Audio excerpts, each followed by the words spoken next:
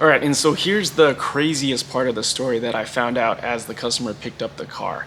So this car actually had another oil pan put on it by the Toyota dealer. Apparently they stripped out his original drain plug during a regular service, and he discovered this because there was a pool of oil underneath his car the next day after the dealership performed an oil change.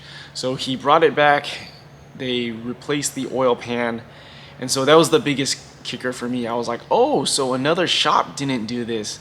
The dealership actually did this repair, and more importantly, the dealership improperly did this repair and damaged your plastic oil pickup. And almost in disbelief, he laughed when I showed him the pictures. He was like, I can't believe the dealership stripped out my drain plug and then also basically damaged the inside of my engine in an attempt to right the first wrong that they did. And he was like laughing and shaking his head in disbelief, and I honestly can't blame him. So some curious things for me, being this repair was done at a Toyota dealership. Where did this black RTV come from? If you guys have seen in the past, it seems like Toyota dealers are using this lighter gray translucent RTV. When it cures, it's more like the consistency of some really soft hot glue. I'm not quite sure what this RTV is, but every time I see these on engines, it's a telltale sign of like, this engine has had a reseal before by the Toyota dealer. So I'm really curious where this black RTV came from, considering this was repaired at the dealer. And just another word on the proper tools for RTV cleanup. If you've had the oil strainer cleaning done at our shop or have gotten a quote from us, I've let you know that it's an entire day. So basically 9 a.m. until 5 or 6 p.m. And why does it take this long? Well, if you've worked on cars before, you know the longest part of the process is actually the cleanup process. I would say from start to finish, cleaning up the RTV probably eats a good hour and a half. And part of that is because we're using hand tools, including gasket scrapers, razor blades, metal toothbrushes, to hand clean both the engine side and the oil pan side. Why are we using hand tools? I would argue that this is the most correct way. When you're using an air tool like a cordless drill or a air rotary tool with a grinding bit at the end of it, yes, that cleans up significantly faster than doing it by hand. The problem is that when you're using that circular tool, all the old stuff that you're grinding off gets slung everywhere, including the inside of your engine. So all of a sudden, what's the point of doing the oil strainer cleaning? And also, the stuff you slung inside is now contaminating the inside of your engine. I think this is a good case of, like many things in life, doing things the right way usually takes longer and takes time. There's no way around it. And I think in a lot of cases for shops or technicians, it's how much do you actually care? Or in the dealership's case, actually, this oil pan replacement was a warranty job, so this tech had to basically beat the clock. He was getting paid half his wage to do this job.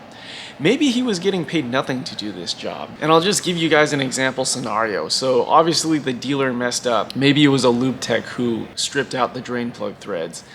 They probably did not give at least I would hope so, they probably did not give the lube tech the job to replace the oil pan, which means either a line technician or a more senior technician was given this job.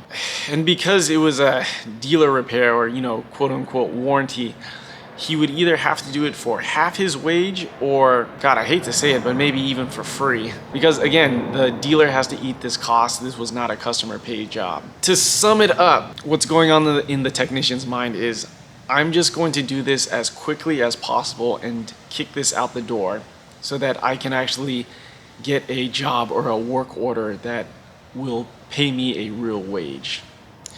And that's just unfortunately the state of working under the flat rate pay system at a dealership nowadays. And it was a little bit, I guess, funny and sad that during the repair process of this car, I got an email from another customer that said he had a standard oil change and tire rotation done, and then he attached pictures of one of the wheels missing, and he said, yeah, I picked up the car, and not a mile later of driving, and the wheel came off and flew off the car, which means the front end drug against the ground. And so he was basically asking, after the car comes back from a body shop, for us to do an inspection because they don't trust the dealer to make any more repairs on this car. You guys have probably seen my other videos from my experience working at the dealer, and I still keep in touch with a lot of people who work at the dealer. A lot of them are I've worked with in the past, and unfortunately still stuck at the dealer and feel pretty hopeless. But to sum it up, I don't really want to say that a lot of this is a dealer tech's fault, especially if you're a newer technician. I definitely think it's a systematic issue where if you're a younger or newer technician and you make mistakes, I don't think inherently it's because you're dishonest or you're stupid. I think it's just because you don't know. You don't have the experience yet. And I can tell you in the case of the wheel falling off, it was a track customer. And so I guarantee you, I'm pretty sure I know what happened because I've seen it all the time. When you run aftermarket wheels, in my opinion, the right thing to do is run a hub-centric ring inside so that the weight of the wheel is on the hub of the vehicle instead of the weight of the wheel being on the studs. And so what happens during usually a tire rotation, when you take the wheels off, some of the hub-centrics stay on the hub, they get stuck there, some of them stay on the wheel. And again, I've seen this all the time where a younger tech will just do the tire rotation not realizing that the hub-centric is stuck inside the wheel. So that means you're installing the wheel onto a hub with two hub-centrics and you torque down the wheel, and yeah, it torques down, it gets tight, right? But not knowing that the wheel's actually not fully seated because you've installed two hub-centric rings onto that wheel. I see it all the time with younger or inexperienced techs. And so this is probably what happened. The customer drove for a little bit, and of course, you've just torqued basically two pieces of plastic together, and I bet you the wheel's doing this, right? And then basically the studs are gonna break or the lug nuts are gonna fall off and the wheel's gonna fly away, which is, I guarantee you, what happened in this case. Again, to sum it up, under the dealer system, you are trying to get work out as fast as possible, right? So not as, I tell my techs here, I never tell you guys to work faster. I tell you guys to work more efficiently, right?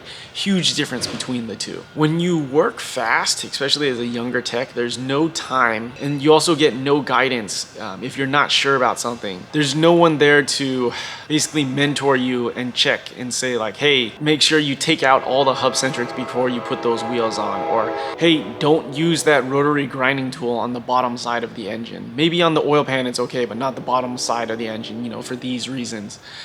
Or, hey, if you're not sure how tight to tighten that thing, look up the torque spec and get out a torque wrench for the oil drain plug, or else you're gonna damage it and cause a mess for everyone. Oh, man. Big sigh, because that's just the state of our industry. Again, a systematic issue where you force a younger, inexperienced person to rush out work and nobody is there to guide them. And I honestly think that's a lot of where these dealer mistakes come from.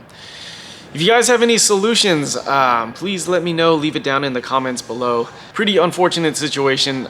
Luckily, we were able to correct a majority of it for the customer. But unfortunately, this is where we're at nowadays, where the manufacturer cannot fix your vehicle correctly. Again, you bring your Toyota vehicle to Toyota and they cannot fix it correctly. What are we gonna do?